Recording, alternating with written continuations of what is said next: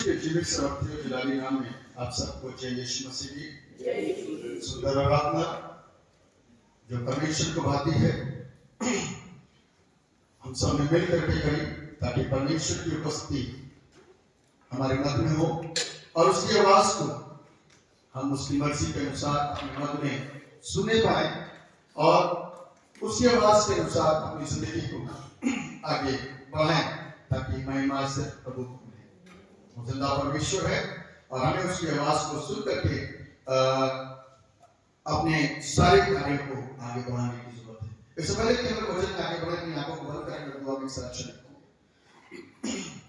जीवित और समर्थित पिता परमेश्वर राजाओं के राजा प्रभु के प्रभु सब शक्तिमान सबसे ऊंचे पे विराजमान हमारे प्रभु जी हम हृदय की गहराई से आपको धन्यवाद करते हैं और ये दुआ करते हैं कि आप उपस्थित सब लोगों के ऊपर अपनी दया को बनाएं ताकि जब आपके कलाम के द्वारा प्रभु हम शिक्षित किए जाएं वो कलाम प्रभु हमारी जिंदगियों को नवीन करे और हम उस कलाम के दायरे में रहते हुए अपने आप को आत्मिक तौर पे तैयार करें और आपकी हम और आपके स्पर्श करें। जितने लोग प्रभु यहाँ पर आपके भवन में उपस्थित हैं वो सब प्रभु यीशु आपके नाम के द्वारा बरकतों को प्रदान करें। आप अपनी दया और अपनी करुणा उपस्थित सब लोगों के ऊपर बनाइए ताकि सब प्रभु यीशु आपके नाम के द्वारा आशीषित किए जा सके। मुझे चीज पर अपनी दया करें ताकि प्रभु जो कलाम आज आप चाहते हैं कि यहाँ पर दिया जाए वो प्रभु मेरे अपने दिमाग की उपज नहीं परंतु आपके आत्मा के सिखाए हो सके ताकि प्रभु यहाँ पर वो हो जो आप चाहते हैं। हमारे माने प्रभु आप हमारी प्रार्थनाओं को सुन रहे हैं और आप अपने नियंत्रण लेकर के मेरे दिमाग को भी नियंत्रण लेकर के अपने सेवा का इस्तेमाल करने जा रहे हैं। सारा महिमा गौरव आपको देते हुए सुबह को उद्धार करने वाले मुक्तिदाता प्रभु यीशु नासरी के नाम होकर के मांगते हैं ऐसे सुनिए और कबूल कीजिए। आमीन। जब आप प्रभु के स्थान पर बैठ जाए परमेश्वर को महिमा मिले आज के सुंदर दिन के लिए हफ्ते के इस दिन के लिए विजय दिन के लिए इसमें कि परमेश्वर हमको अपने खिदमत करने वाले उस स्थान पर लेके आया जो उसका स्थान कहलाता है ताकि हम वहां बना करके उसकी सताइश करें उसके नाम को महिमा दें क्योंकि उसे समझना मेरे और आपके लिए बहुत जरूरी और अनिवार्य है। बाइबल इस बात को सिखाती है जिस थीम के ऊपर आज हम लोग मनन करेंगे वो है The compassionate love of God gives confidence to His children. परमेश्वर का दया में प्रेम उसकी संतान को भरोसा देता है। हमें उस परमेश्वर को बड़ी सहजता के साथ में समझने की जरूरत है कि वो है कौन। मैं इस बात पर विश्वास करता हूं कि जो उसको जान जाते हैं जो उसको समझ जाते हैं जो उसके प्रेम को समझ जाते हैं तो वो उसके पास आते हैं और उसकी आवाज जो कई बार धीमी गति में आती है कई बार जोर से आती है कई बार किसी और अंदाज में आती है सुन पाते हैं। लेकिन जब हम प्रभु को नहीं जानते उसको नहीं समझते तो शायद उसे सुनना मेरे और आपके लिए कठिन हो जाता है। मेरे लिए परमेश्वर का जो एक दया है वो सिर्फ व्यक्ति विशेष के लिए नहीं है। परमेश्वर की जो करुणा है वो सिर्फ विशेष किसी विश्वास या किसी धर्म के लिए नहीं है वो सबके लिए एक समान है क्योंकि वो पिता है एक पिता का प्रेम अपनी संतान के लिए एक समान होता है। चाहे संतान अपने पिता के विपरीत जाए तो भी परमेश्वर की दया बाप की दया अपनी संतान के लिए एक समान है। हम और आप मुस्लिम बेटे का जिक्र बीते कुछ हफ्ते में सुन चुके हैं कि किस तरीके से मुस्लिम बेटा अपने घर को छोड़ करके चला गया अपने बाप को त्याग करके चला गया अपनी घर की दहलीज से कदम बाहर निकाल करके चला गया लेकिन फिर भी छोटे शब्दों में बताना चाहूंगा कि बाप हर दिन अपने बेटे का इंतजार करता था। बाप हर दिन अपने बेटे का इंतजार करता था कि मेरा बेटा एक दिन लौटेगा। व्यवस्था विवरण की पुस्तक के अनुसार उसे भय था कि ऐसा ना हो कि मेरे बेटे को मार करके निकाल दिया जाए, क्योंकि ये व्यवस्था कहती थी कि जो बेटा अपने घर में उत्पाद करता है, अपने परिजनों की सुनता नहीं, अपने अपने लोगों के साथ बुरा व्यवहार करता है, परिवार के कहने के अनुसार उसके साथ ऐसा व्यवहार किया जाए कि उसे उस समाज से, उस जगह से, उस शहरपना से बाहर कर दिया जाए। बाप इंतजार करता था, यदि मैंने छोड़ दिया तो बच्चा कहां जाएगा, यदि मैंने त्याग दिया तो मेरा बेटा कहां जाएगा। और बाइबल कहती है बेटा लौट करके सही जगह आया और बाप इंतजार कर रहा था, और बाप ने उसको आलिंगन किया उसके उसी हालात में और उसको अपना बनाया। यह परमेश्वर की दया है, यह बाप का प्रेम है उसके अपने लोगों के लिए, उसकी अपनी संतानों के लिए। दुनिया में जितने भी हैं विश्वास का धर्म, ये सब परमेश्वर की बनाई हुई सृष्टि है। संतान बनने में टाइम लगता है। बाइबल कहती है जितनों ने उसे ग्रहण करा उसने उन्हें उनकी संतान होने का अधिकार दे दिया, लेकिन उसकी दृष्टि में वो आदम है और वो आदम की सृष्टि है, और उस सृष्टि से परमेश्वर बेइंतहा मोहब्बत करता है। और आज भी वो अपने उस आदम की जनरेशन को गले लगाने के लिए, उन्हें क्षमा करने के लिए, उन पर दया करने के लिए, उन पर प्रेम प्रकट करने के लिए आज भी हाजिर है और मौजूद है। इसलिए हम जब अपने परमेश्वर के पास आते हैं तो अपने आप को खाली करते हुए, अपनी राष्ट्रवासी को परमेश्वर से दूर रखते हुए या अपनी सोच विचारों से दूर रखते हुए हमको आना चाहिए, ताकि परमेश्वर की दया हम सबके ऊपर भरपूरी के साथ में प्रकट हो सके। देखिए लूका रचित सुसमाचार उसका 7वां अध्याय और उसके 36 पद से जिक्र है एक ऐसी स्त्री जो पापिनी है, जो पाप करके बैठी है और उसका पाप जग उजागर है। उसका पाप कैसा है? जग उजागर है, यानी कि लोगों को, आसपास के लोगों को, मोहल्ले में, समाज में लोग उसके पाप को जानते हैं और उसको इसी संज्ञा से संबोधित भी करते हैं, पापिनी स्त्री।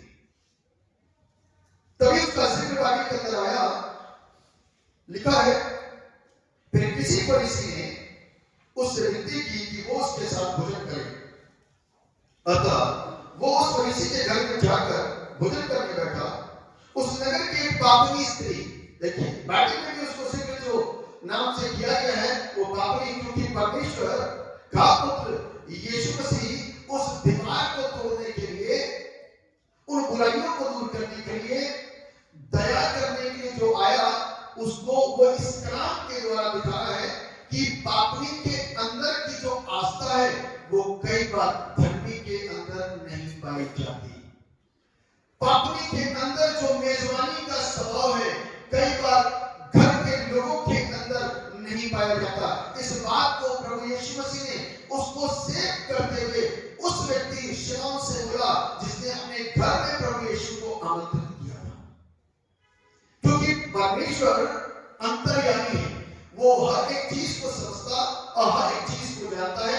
उससे कोई भी भेद छिपा हुआ नहीं है कि हम सोचते क्या है और चाहते क्या है और करते क्या है, उससे कोई भी भेद नहीं छिपा हुआ है। इसलिए क्योंकि वो परमेश्वर है।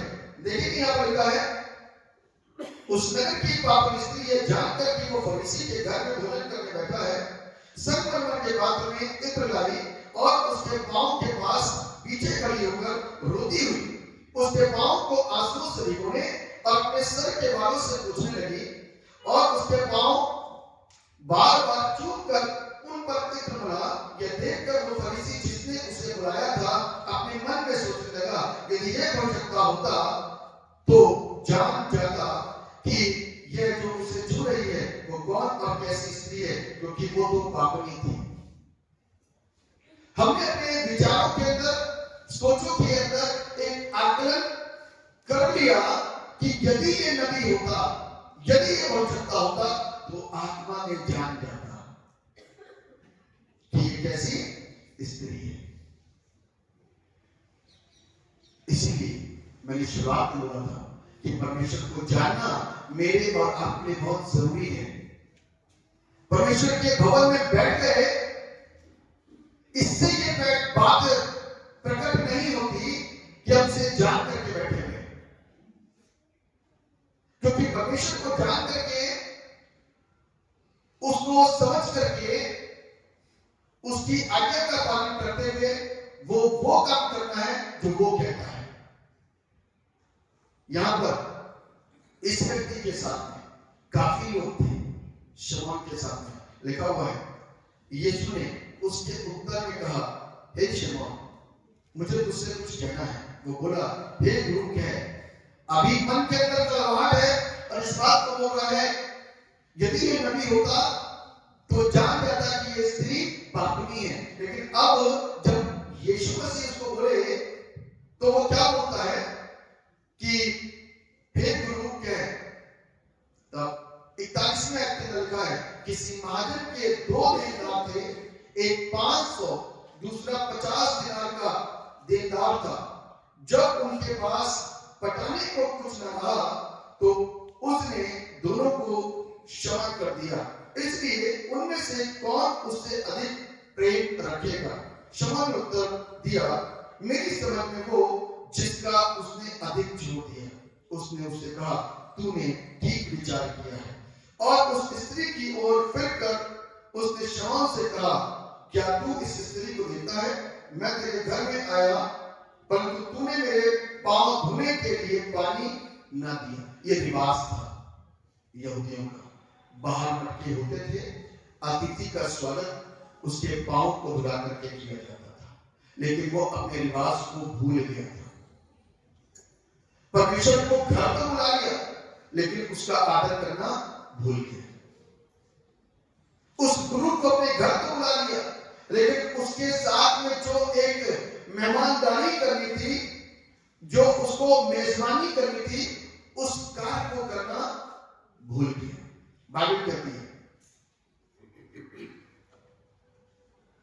आगे लिखा हुआ है 44वें पद में, और उस स्त्री की ओर फिरकर उसने शमौन से कहा, क्या तू इस स्त्री को देखता है?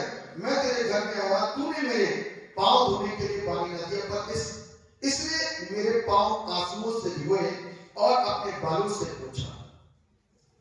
सिर्फ पांव धुला ही नहीं जाते थे, परंतु अच्छी तरीके से कपड़े से पोंछा जाता था। लेकिन आप इस स्त्री के लिए, जिसको जग के लोग पापनी स्त्री के नाम से जानते हैं, इसने पश्चाताप के आंसुओं को बहा करके वो जानने की ये गुरु कौन है और इसका आदर मेरी दृष्टि में क्या है, इसका सम्मान मेरी दृष्टि में क्या है, उसके अंदर की जो आस्था थी उस परमेश्वर के प्रति उसने संपूर्णता के साथ में प्रकट करी। इसीलिए हमेशा इस बात को बोलते हैं, हम आस्था में पीछे रहते हैं, बाहर के लोग आस्था देने में बहुत अव्वल होते हैं। हम आस्था देने में बहुत पीछे हैं, बाहर के लोग आस्था देने में बहुत मजबूत होते हैं। उनको मालूम है कैसे आस्था देनी चाहिए। इस स्त्री ने अपने आंसुओं से उसके पांव को क्या करा? भिगोया, यानी कि उसके पांव को धोया, और पोंछने के लिए कोई और चीज नहीं मिली, अपने सम्मान की चीज, बाहर एक स्त्री का सम्मान है, उससे उसने उसके पांव को पोंछा। लिखा हुआ है 45वें पद, तूने मुझे चूमा न दिया, पर जब से मैं आया तब से इसने मेरे पांव को चूमना न छोड़ा। आलिंगन करके स्वागत करते, चूम करके, वो रिवाज था। लेकिन यीशु मसीह को वो आलिंगन करने के योग्य अपने आप को नहीं जानती थी और समझती थी, इसलिए उसके पांव को चूम रही है। पांव आज की तारीख में या उस जमाने में यीशु मसीह ने कहा, मॉर्निंग थर्सडे जब अंतिम भोजन हो रहा था, यीशु मसीह ने सबके पांव को धोया और इस बात पर पतरस नाराज हुआ कि प्रभु तू मेरे पांव को छुएगा, तू गुरु है, तू मेरे पांव को क्यों छूता है? उसने कहा ऐसे नहीं होते। उस पांव को जो सब जगह जाते हैं और गंदे होते हैं, उस स्त्री ने अपने सम्मान, उसके परमेश्वर के सम्मान में, उस गुरु के सम्मान में उसके पांव को छूना न छुड़ा, ये एक सम्मान था, ये एक आदर था उस गुरु के लिए, उस प्रभु के लिए। लिखा हुआ है, तूने मेरे सिर पर तेल नहीं मला, पर इसने मेरे पांव पर इत्र मला है, इसलिए मैं तुझसे कहता हूं कि इसके पाप जो बहुत थे क्षमा हुए। आमीन। इसके पाप जो बहुत थे क्या हुए? क्षमा हुए। यीशु मसीह के पास में पाप क्षमा करने का अधिकार है और चंगा करने का अधिकार है। आज यीशु मसीह उसके सामने खड़ा हुआ उन तमाम समाज के लोगों से, उन तमाम लोगों से, तमाम अधिकारियों से युद्ध लड़ रहा है और उस दीवार को जो उसके बीच में रख दी गई थी इस तरीके से कि ये एक पापनी स्त्री है, इसके अधिकार खत्म कर दो, इसकी ये सारी चीजों को खत्म कर दो, इसको सम्मान न मिले, इसको कोई पूछे ना, ये सारी चीजों को ब्रेक कर दो। लेकिन यीशु उनके मध्य में आकर के, उनके बीच में आकर के उस स्त्री को वही सम्मान प्रदान कराया और उसको जगाते हुए चिल्लाते हुए कि तेरा फर्ज क्या था, तूने अपने फर्ज को नहीं निभाया। तेरे कर्तव्य क्या थे, तूने अपने कर्तव्यों को नहीं निभाया। इस स्त्री ने पापनी होने के बावजूद भी मेरे साथ भलाई की है, पापनी होने के बाद भी इसने मेरे साथ भलाई की है, इसलिए इसके पाप जो बहुत थे, तुम्हारे पाप कम थे, इसके पाप ज्यादा थे, लेकिन इसने ज्यादा प्रेम प्रकट करा, इसलिए इसके पाप क्षमा हुए। लिखा हुआ है, तब जो लोग उसके साथ भोजन करने बैठे थे वे अपने अपने मन में सोचने लगे कि कौन इनके पापों को भी क्षमा करता है। पर उसने स्त्री से कहा, तेरे विश्वास ने तुझे बचा लिया, कुशल से चली जा। प्रभु यीशु मसीह क्या बोला? तेरे विश्वास ने तुझे बचा लिया, कुशलता के साथ में चली जा। प्रभु यीशु ने उसको समानता दी।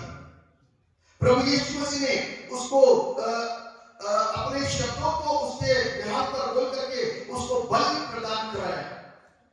प्रभु ने उसको उत्साहित किया। जो कमजोर, दबी, कुचली, मायूस, उसके बावजूद परमेश्वर ने उसके अंदर के हालातों को समझते हुए उसको चांस दिलाया, फिर पाप मत करना। ये चांस प्रभु ने बहुतों को दिया है, कई बीमारियों को दिया है, उनसे पूछते हुए, उनसे कहते हुए कि दोबारा पाप ना करना। मेरे प्रियो, ये परीक्षाओं की घड़ी में कई बार हम फंस जाते हैं, समस्याओं में कई बार हमारा घिर जाते हैं और उससे निकलना मेरे और आपके लिए बहुत कठिन हो जाता है। लेकिन हम यहां पर देखते हैं कि किस तरीके से परमेश्वर की दया हर एक के ऊपर प्रकट होती है, उसकी निगाहें और उसकी दृष्टि प्रत्येक के ऊपर बनी रहती है। आपको याद होगा पिछले हफ्ते का बड़ा सुंदर सा थीम था और लिखा हुआ है कि जब यीशु मसीह की परीक्षा हुई तब यीशु मसीह किस तरीके से विजय को प्राप्त करा।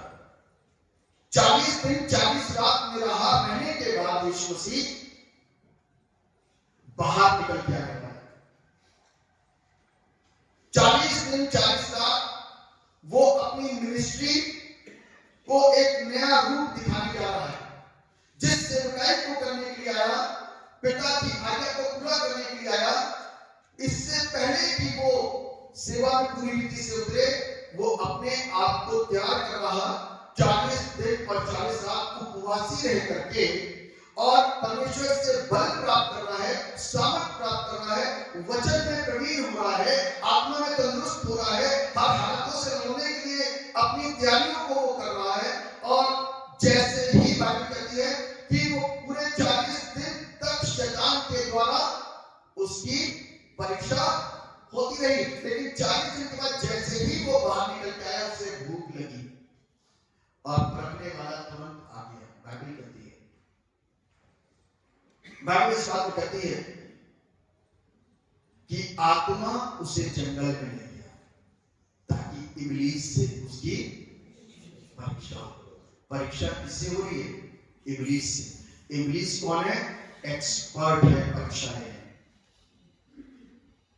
हमें से किसी की परीक्षा इब्लीस के द्वारा यदि ली जाए तो हो सकता है ना सारे परंतु बहुत लोग गिर सकते हैं। मैं कह रहा हूं ना सारे परंतु बहुत लोग उस परीक्षा में गिर सकते हैं। इसलिए हमको और आपको अपनी तैयारी को हम और आप करते हैं, जिस कलाम को मैं और आप पढ़ते हैं उस कलाम को दृढ़ता के साथ में पढ़ने की जरूरत है, क्योंकि कलाम के अंदर वो ताकत है जो अंधकार की शक्ति और शैतान के मुंह को बंद कर सकता है, उसको परास्त कर सकता है। वचन में ऐसा लिखा है, बाइबल में यीशु मसीह बार-बार कोट करके बताते हैं कि वचन में ऐसा लिखा है कि तू अपने परमेश्वर अपने पिता की परीक्षा ना ले।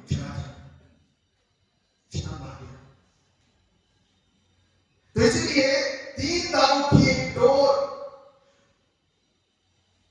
प्रार्थना, उपवास और वचन का मेरी आपकी जिंदगी के अंदर जो एक समीकरण है, जो एक जोड़ है, कुछ समन्वय है, वो मुझको और आपको बल प्रदान करता है, मुझको और आपको एक कॉन्फिडेंस देता है, मुझको और आपको मजबूत बनाता है।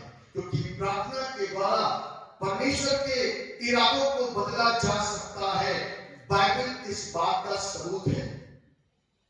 हिजकिय्याह की फरमान आ गया था, लेकिन भीख की ओर मुंह करके उसने जब दुआ करी तो परमेश्वर का मन बदल गया, वापस उसकी 15 वर्षीय आयु में याद था वो जिक्र भी जब कसदियों ने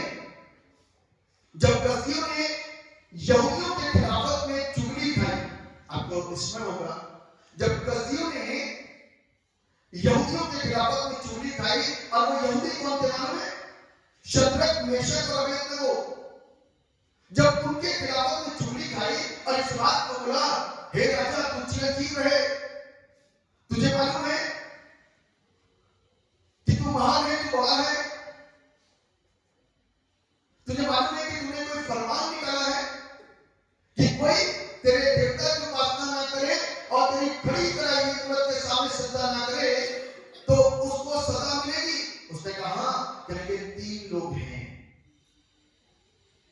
3 लोग हैं जो तेरे देवता की उपासना नहीं करते, 3 लोग हैं जो तेरी खड़ी कराई हुई मूर्त के सामने सजदा नहीं करते। राजा ने कहा कौन है? उनको लाया गया, उनको पेश किया जाए। जो तीनों को लेकर के आया गया तो बाइबल इस बात को कहती है कि जब तीनों आए, राजा ने कहा अभी तुम्हारे पास मौका है, जब सारंगी, वीणा, टफली बजाया गया ना तो तुम उस मूर्ति के सामने झुकना और हमारे देवता की उपासना करना। तो इन तीनों ने बड़ी विनती के साथ में इस बात को बोलते हुए कि राजा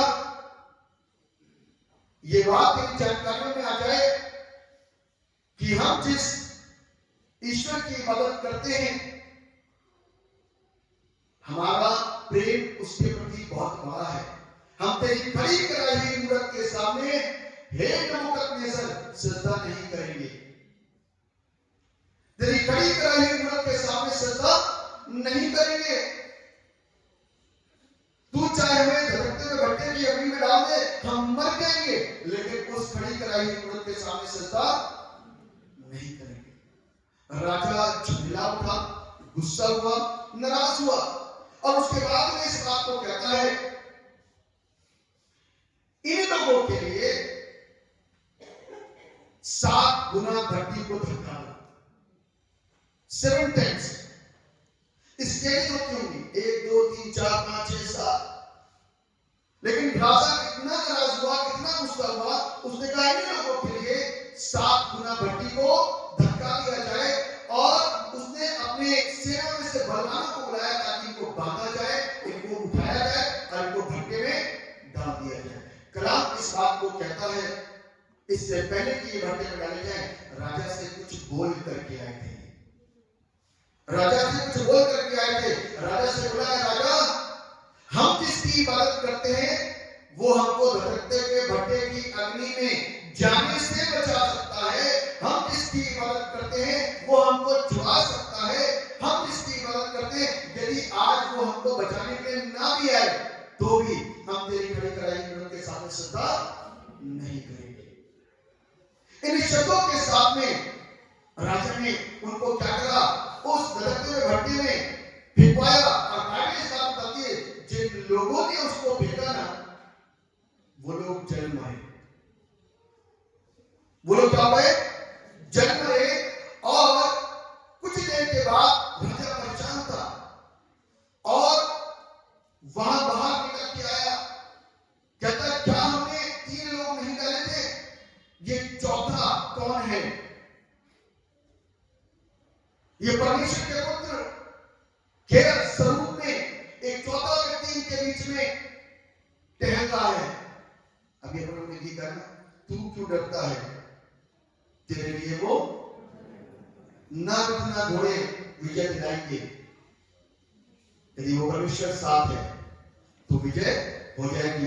रोमियो के पुस्तक उसके 8वें अध्याय के अंदर जिक्र है, जब परमेश्वर हमारी ओर है तो हमारा विरोधी कौन हो सकता है? इस बात को, इस शिक्षा को, इस सबक को हम लोगों को सीखना है कि परमेश्वर की दया किस कदर हमारी जिंदगियों के ऊपर काम करती है। सारी प्रजा उसके साथ में, लेकिन 3 लोग सिर्फ विरोध में थे। 4 लोग, एक डैनियल भी साथ में था, लेकिन धधकते हुए भट्टे की अग्नि के अंदर 3 लोगों को डाला गया। और अंत में हम देखते हैं कि जब उन लोगों को उस धधकते हुए भट्टी के अंदर आराम से चलते और मूवमेंट करते हुए देखा तो राजा हैरान हो गया। मैं इस बात को बताना चाहता हूं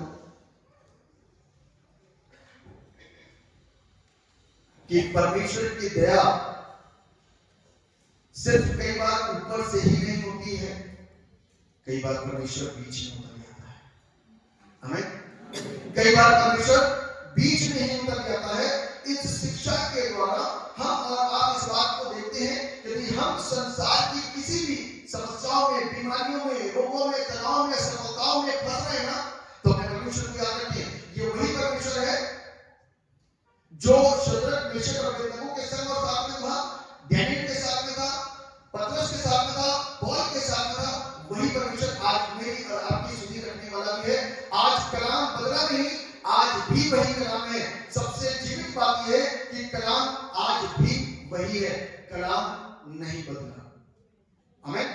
कलाम नहीं बदला, कलाम वही है, उसका सामर्थ्य वही है, बस क्लेम करने वाले चाहिए। यीशु मसीह ने बाइबल को क्लेम करा है। शैतान मनुष्य केवल रोटी से ही नहीं परंतु परमेश्वर के हर एक वचन से जीवित रहेगा, जिसके मुख से ध्यान कर ले। तू आगे वचन को कोट करता है, पूरा वचन सीख ले।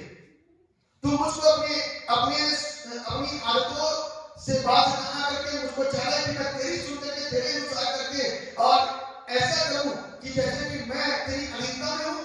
तो इस बात को ध्यान रखिए कि मनुष्य केवल रोटी से नहीं परंतु परमेश्वर के हर एक उस वचन से जीवित रहेगा, उसके मुख से निकलता है। मेरे प्रियो, हम लोगों को इस कलाम के द्वारा ये शिक्षा मिलती है कि परमेश्वर की दया हर एक समय पर, युग युग में, समय समय पर, समय असमय पर होती रही और आज भी उसकी दया हम सब लोगों के ऊपर, हमारी परिस्थितियों में प्रकट होती है। फोन आते हैं हम लोगों के पास में प्रार्थना के लिए, आप लोगों को खबर मिलती है कि किस तरीके से परमेश्वर ऐसे ऐसे लोगों के ऊपर अपनी दया को प्रकट करता है जो जानते भी नहीं यीशु मसीह को, लेकिन फिर भी उनकी जिंदगी के ऊपर परमेश्वर की दया प्रकट होती है। क्यों? क्योंकि वो मुझसे आपसे प्यार करता है। नदियां हमको डुबो नहीं सकती, अग्नि हमको जला नहीं सकती, क्योंकि मेरा हाथ उसने थामा, हमने नहीं थामा उसका हाथ, उसने मेरा और आपका हाथ थामा है। इसलिए ना तो नदियां डुबो सकेंगी, ना अग्नि हमको जला सकेगी। हमको और आपको वचनों के ऊपर इस रहने की जरूरत है और वचन को क्लेम करना। इसलिए बीमारी के समय में हम आप तुरंत इस बात को क्लेम करते हैं कि तेरे कोड़े खाने से हम चंगे हुए, तेरे खून बहाने से हम शुद्ध किए गए। हम इस बात को डर के वक्त में क्लेम करते हैं, यहोवा मेरा छुड़ाया, मुझे घटी ना होगी। क्यों? क्योंकि हम इस बात को जानते हैं कि कलाम के द्वारा हमको राहत मिलती है, हमको सुरक्षा मिलती है, हमको पूरी रीति से सफलता मिलती है। क्योंकि इस कलाम के अंदर सामर्थ है और इस कलाम से शैतान भागता है। हमें इस शैतान मेरा सिर्फ इससे हारा, हमसे नहीं हारा। हम तो उसके लिए बहुत छोटी सी चीज है, हमको आपको चुटकियों में मसल करके रख सकता है, वो इतनी ताकत है उसके पास में। लेकिन हमारे और उसके बीच में जो वचन आता है ना, जिसको मैं और आप क्लेम करना सीख गए हैं, इस वचन से वो डरता है, इसलिए वो हमसे दूर भागता है। आमीन। इसलिए वो मुझसे आपसे दूर भागता है। इसलिए मेरे प्रियो, हमको और आपको परमेश्वर के वचन के अनुसार अपनी जिंदगियों को खूबसूरत बनाने की जरूरत है। ये स्त्री जिसके पास कोई आशा नहीं थी, निराश थी, दुखी थी, और ये भी आशा नहीं थी कि ये बच नहीं सकती, ये भी आशा नहीं थी कि इसको अंदर आने दिया भी जाएगा नहीं दिया जाएगा। लेकिन जहां यीशु है वहां आजादी है। हमें जहां यीशु है वहां पर आजादी है। जब यीशु के पीछे जब ये आए ना, तो इसको आजादी मिली। अब जब पूरा वाक्य खत्म हो गया तो ये आजाद होकर के गए थे। हमें अब से इस स्त्री का नाम, आगे लिखा, अब से इस स्त्री का नाम इतिहास में बोला जाएगा। आज बाइबल के इतिहास में हम आप उसको देखते हैं कि जब भी हम लोग पैशन वीक के दौरान में आते हैं, तो इस स्त्री को जो संगमरमर के पात्र में इत्र को लेके आई थी, जो बहुमूल्य इत्र था, महंगा था, अपनी महंगी चीज, इस बात को जानते थे कि इससे बड़ा कोई नहीं है। इसके सामने हम अपनी बहुमूल्य वस्तु को भी उड़ेल देंगे तो भी हमें दुख नहीं होगा। आमीन। इसलिए नहीं हूं, आज ये स्त्री जब अपने प्रेम को जाहिर कर चुकी है, तो परमेश्वर ने इसको आजाद कराया। दुनिया के लोगों के सामने, उन लोगों के सामने उनके मुंह से इस बात को निकलवा दिया कि ज्यादा पाप के क्षमा होंगे। उसने खुद बोला, जिसके ज्यादा थे, जिसके ज्यादा करता, उसके ज्यादा उसकी बड़ी माफी है। तो जिसके ज्यादा पाप थे उसको प्रभु ने यहाँ पर क्षमा कर दिया। क्यों? क्योंकि उसकी आस्था बड़ी थी और उसकी आस्था ऐसी थी कि वो लज्जित भी की जाए, मारी भी जाए, पीटी भी जाए, कुछ भी जाए, तो भी ये प्रभु को सम्मान देने के पहुंच गए।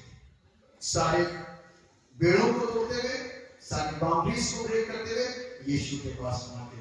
वरना शमौन तो कभी भी अपने घर में इस स्त्री को न्योता ना देता कभी नहीं देता। लेकिन यीशु मसीह के सहारे से आए और यीशु को इज्जत दी और उसकी महिमा और उसकी प्रशंसा करी। और आज मेरे और आपके सामने एक बड़ा उदाहरण के रूप में वो है। हमको और आपको अपनी हर परिस्थितियों को परमेश्वर के समक्ष लेके आने की जरूरत है, ताकि हमारी हर परिस्थितियों के ऊपर उसकी दया और उसकी इच्छा और उसकी मर्जी परमेश्वर के वचन के दौरान सबको आशीष पाए। जीवित और सर्वशक्ति पिता परमेश्वर, राजाओं के राजा, प्रभु के प्रभु, हम धन्यवाद देते हैं और एक दुआ करते हैं कि आप महान हैं, दयावान हैं, अपनी करुणा हर एक जन के ऊपर प्रभु बनाते हैं। और आप चाहते हैं कि प्रभु जैसी करुणा प्रभु इस स्त्री के ऊपर बनी, जिसको कि प्रभु आपने इसके नाम की संज्ञा को ही बदलवा दिया। आज पढ़ा हुआ जाता है, लेकिन जाना ही जाता है कि वो आजाद हो गए थे। आज भी लोग उसको यही पापनी स्त्री के नाम से जानते हैं। लेकिन आज भी जब इस चैप्टर के अंत में, इसके वाक्य में आते हैं, इसके वाक्य के अंत में आते हैं, तब हम इस बात को एहसास कर पाते हैं कि अब वो पापनी नहीं, आजाद है यीशु के द्वारा। ऐसे बहुत सारे लोगों को प्रभु ने जीवन दान दिया, इस बात को कहते हुए जा दोबारा पाप मत करना। यीशु मसीह पाप भी क्षमा करने के लिए। प्रभु आपका धन्यवाद देते हैं कि आपके सुंदर प्रयोजन के लिए, जो प्रत्येक व्यक्ति के लिए, मुझसे लेकर के सब तक व्यक्ति के लिए जो आपके पास आ रहे हैं या भी नहीं आ रहे हैं, आपसे दूर है, लेकिन प्रयोजन सबके लिए, जो भी प्रभु के पास आए और उसको स्वीकार कर, उसको ग्रहण करे और अपने गुनाहों को माने, तो परमेश्वर उसे क्षमा कर देंगे। आप दया करिए, सबों को बड़ी साराधन महिमा गौरव दुआ को उद्धार करने वाले एकमात्र जीवित समर्थी प्रभु यीशु मसीह के नाम होकर के मांगते हैं, सुनिए और कबूल कीजिए।